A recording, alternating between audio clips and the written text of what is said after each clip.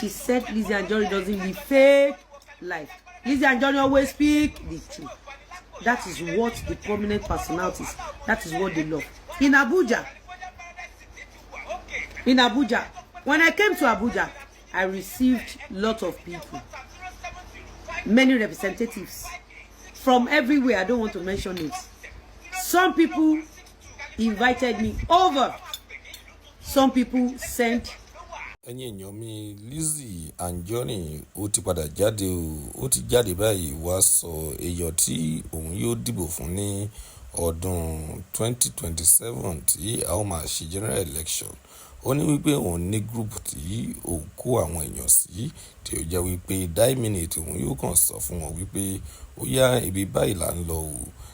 Ó ní gbogbo wọn dẹ̀ máa lọ síbẹ̀ ni wọ́n á dẹ̀ lọ gbé ẹni náà wọlé.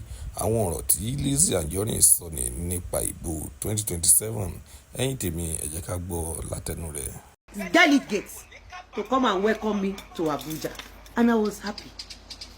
I was very happy. Imagine Lizzy Anjorin in Abuja.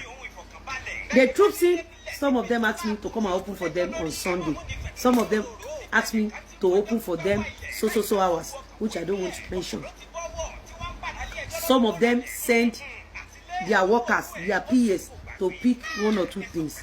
Some of them sent. I remember the day I received a delegate from a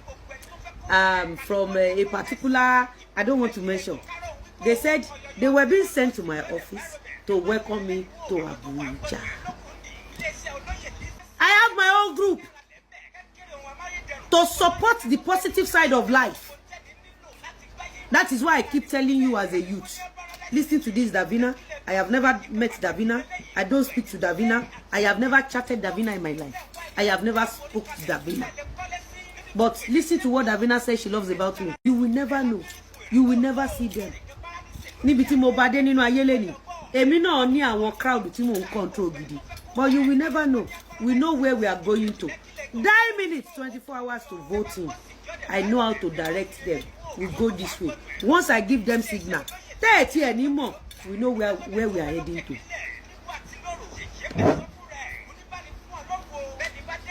Am I communicating? Hello? A delegate, yo. A delegate was sent to me. So many people. I was accepted. I was loved in Abuja.